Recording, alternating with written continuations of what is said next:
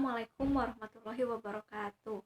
Saya dan teman-teman saya dari kelompok 3 di sini akan menjelaskan tentang salah satu chapter yang ada di buku Rethinking Social Studies Teacher Education in the 21st Century, di mana kita bakal mengkaji tentang chapter 3 yaitu Teaching Social Studies to the Student in this Place, Exploring Place in Social Studies Teacher Education, atau artinya mengajarkan ilmu sosial kepada para siswa di tempat ini, menjelajahi tempat ilmu pengetahuan sosial di dalam pendidikan guru. Assalamualaikum warahmatullahi wabarakatuh. Perkenalkan, nama saya Vina Nurfitri dari PKN 2019A, kelompok 3. Di sini saya akan mempresentasikan terkait dengan chapter report mata kuliah pendidikan ilmu pengetahuan sosial dengan materi tentang mengajarkan ilmu sosial kepada para siswa melalui tempat serta menjelajahi tempat ilmu pengetahuan sosial di dalam pendidikan guru.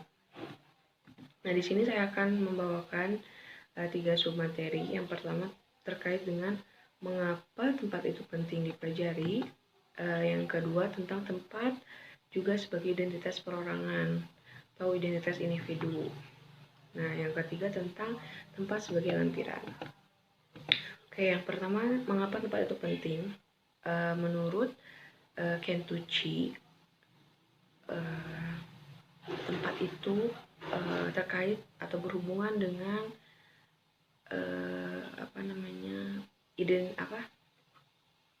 Yang pertama tentang mengapa tempat itu penting untuk dipelajari. Hubungan antara tempat, diri,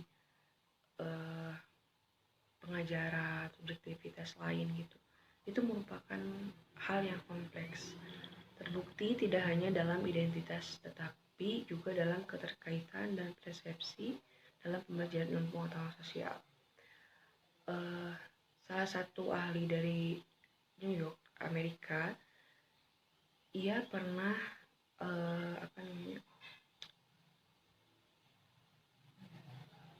berpikir gitu, mengapa sih tempat itu harus dipelajari atau harus diajarkan kepada siswa. Salah satunya adalah menurut dia cara-cara di mana dinamika kekuatan interaksi budaya, sosial, politik, dan ekonomi di setiap tempat di dunia itu berbeda-beda gitu.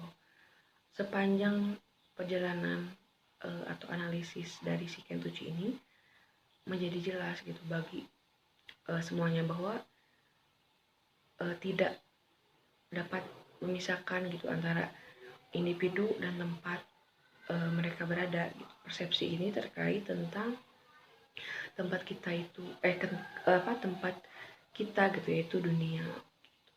Yang kedua tentang tempat juga terkait dengan identitas perorangan.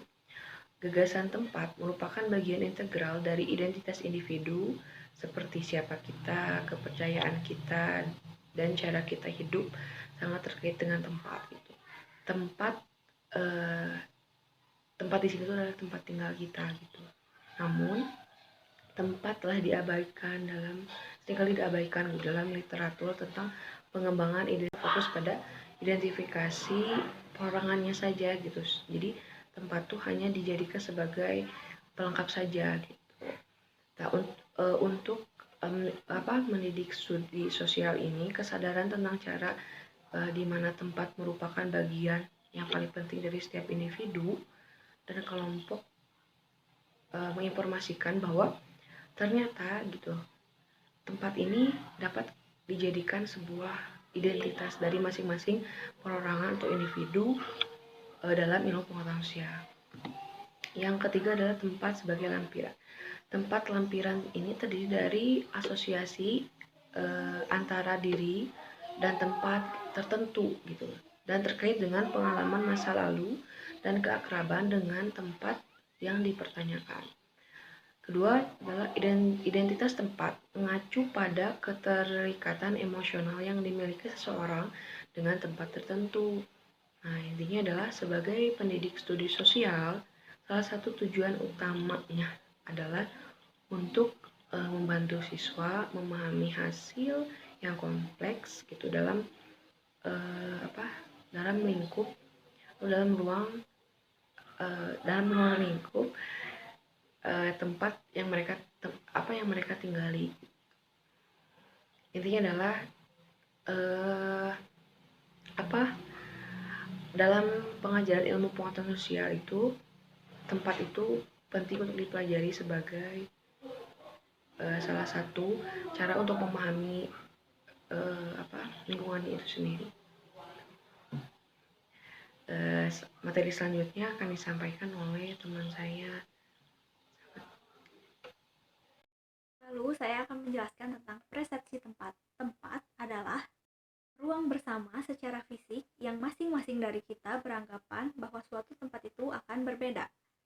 Tempat juga lebih dari sekedar dunia alami, karena tempat biasanya memiliki suatu sejarah tentang perebutannya dari manusia-manusia yang menghuni suatu tempat tersebut di masa lalu. Tempat merupakan kenyataan yang dikonstruksikan, dan Edelglass mengingatkan kita bahwa kita selalu berada dalam suatu tempat, dan tempat tersebut ditanam dalam suatu sejarah, kelas, budaya, bahasa, dan psikobiografi. Lalu implikasi dari persepsi tempat ini jika dikaitkan dengan pendidik ilmu pengetahuan sosial ada dua, yaitu yang pertama, pendidik studi sosial perlu mengenali cara-cara di mana identitas berbasis tempat siswa akan menginformasikan bagaimana mereka mengalami kurikulum dan pedagogi studi sosial. Yang kedua, pendidik studi sosial perlu mempertimbangkan dengan cermat bagaimana persepsi dan keterkaitan pribadi mereka terhadap tempat-tempat tertentu menginformasikan pengambilan keputusan kurikuler mereka.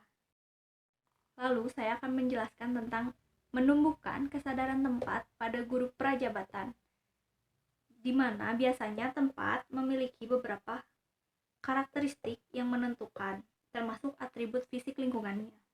Berbagai kegiatan yang terjadi dalam lingkungan ini dan persepsi orang-orang yang tinggal dan tidak tinggal di sana biasanya berbeda-beda. Nah, di sini biasanya guru prajabatan sering diminta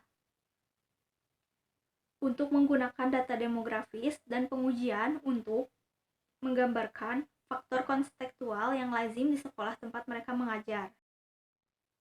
Dan biasanya beberapa pendidik guru telah memeriksa cara untuk memperluas persepsi tempat guru prajabatan melalui penugasan yang mempertimbangkan peran tempat dalam pengembangan identitas mereka sendiri dan lebih banyak interaksi pribadi pada masyarakat, di mana mereka akan mengajar. Lalu, Ebersole dan Worcester, mereka telah memeriksa hubungan antara tempat dan identitas dengan guru prajabatan melalui pengembangan kurikulum berbasis tempat yang berfokus pada studi sosial, seni bahasa, matematika, sains, dan jurnal alam. Misalnya, para siswa diminta untuk mengambil foto dan membuat sketsa peta lingkungan sekolah dan untuk merefleksikan apa yang diungkapkan oleh pengamatan mereka. Lalu yang selanjutnya saya akan menjelaskan tentang menemukan tempat dalam persiapan guru IPS.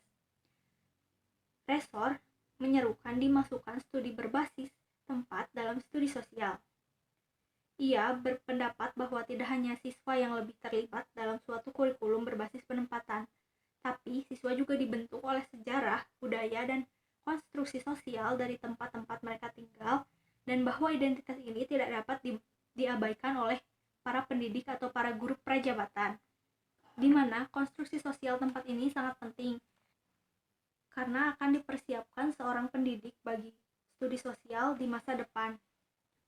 Nah, artinya tempat ini sangat penting untuk jadi acuan sebagai guru prajabatan atau sebagai kita, sebagai calon guru untuk mengetahui karakteristik dari seorang peserta didik atau seorang siswa yang ada di daerah tertentu, karena biasanya murid atau siswa memiliki karakter yang berbeda-beda di setiap tempatnya. Misalnya di perkotaan akan berbeda dengan karakter para siswa yang ada di pedesaan, di mana tempat ini juga akan membantu kita sebagai guru prajabatan atau kita sebagai calon guru untuk mengetahui bagaimana cara kita mengajar supaya sesuai dengan keadaan atau sesuai dengan karakteristik anak-anak yang ada di sekolahan tersebut.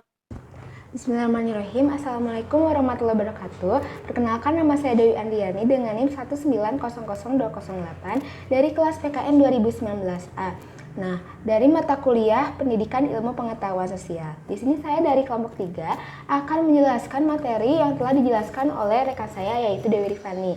Nah, di sini saya akan menjelaskan subbab mengenai tempat perkotaan. Nah, pendidikan perkotaan sering didefinisikan sebagai menyediakan pendidikan berkualitas yang adil di daerah padat penduduk. Biasanya ditemukan di kota, tetapi juga ditemukan di pinggiran kota-kota besar. Mengapa dikatakan berkualitas? Karena pendidikan di kota itu cenderung fasilitasnya tuh lebih lengkap kayak gitu. Lalu pendidikannya juga lebih merata. Selain itu, orang-orang di perkotaan kan biasanya gajinya lebih besar ya daripada orang di pedesaan. Jadi maka dari itu orang-orang di perkotaan tuh lebih memaksimalkan pendidikannya gitu dibandingkan dengan orang-orang di desa. Lalu menurut Milner pada tahun 2012 mengakui kurangnya konsistensi dalam definisi pendidikan perkotaan dalam literatur dan sifat luas dari istilah tersebut. Nah, di sini pendidikan di perkotaan dituntut untuk lebih tinggi lagi jumlah pelajar yang dapat berbahasa Inggris. Baik, selanjutnya saya akan menjelaskan materi selanjutnya dari subbab tema pedesaan. Orang-orang dan tempat-tempat pedesaan dipahami untuk secara ekonomi, budaya, dan sosial di belakang komunitas perkotaan dan penghuninya. Jadi tidak dapat kita pungkiri bahwa kemajuan di daerah pedesaan itu lebih minim daripada orang-orang di perkotaan atau lingkungan di perkotaan ya. Nah, di sini sangat menonjol seperti di Amerika Serikat, di mana kemajuan secara historis dikaitkan dengan pertumbuhan dan perkembangan perkotaan dan reformasi sekolah di pengaturan perkotaan.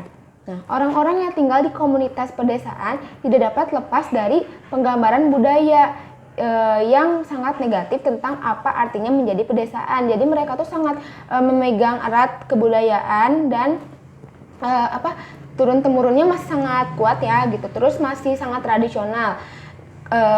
Seperti sini dijelaskan sebagai terbelakang, kasar, dan tidak canggih. Mereka yang tinggal di komunitas pedesaan telah lama diposisikan sebagai deficient other. Nah, maksudnya di sini orang-orangnya tuh tidak kasar dan tidak canggih tuh seperti pekerjaannya masih menggunakan alat seadanya gitu. Terus pekerjaannya juga masih memanfaatkan sumber daya alam di sekitarnya kayak gitu. Nah, menurut penelitian tentang pendidikan ini tuh sangat berpengaruh terhadap sekolah, guru, dan siswa di pedesaan. Baik, kesimpulan dari chapter report ini bahwa dalam bab ini memberikan kerangka kerja atau alasan keterkaitan antara guru sebagai pendidik dan juga tempat. Nah, di sini fokusnya bagaimana guru dapat memberikan pelayanan atau memberikan pendidikan kepada murid di berbagai tempat gitu. Jadi bagaimana cara guru untuk menyesuaikan sesuai dengan lingkungan. Nah, tempat dalam kurikulum memiliki potensi untuk meningkatkan siswa belajar, memberikan dukungan untuk mengembangkan identitas siswa, dan membantu mengembangkan analisis kritik tentang dunia tempat siswa tinggal, bekerja, dan bersekolah. Yang sama pentingnya adalah mendapatkan pemahaman tentang bagaimana identitas tempat, keterikatan, dan persepsi menginformasikan pemahaman siswa tentang konsep dan praktik studi sosial. Nah, sekian dari kelompok kami. Mohon maaf atas kekurangannya. Wassalamualaikum warahmatullahi wabarakatuh.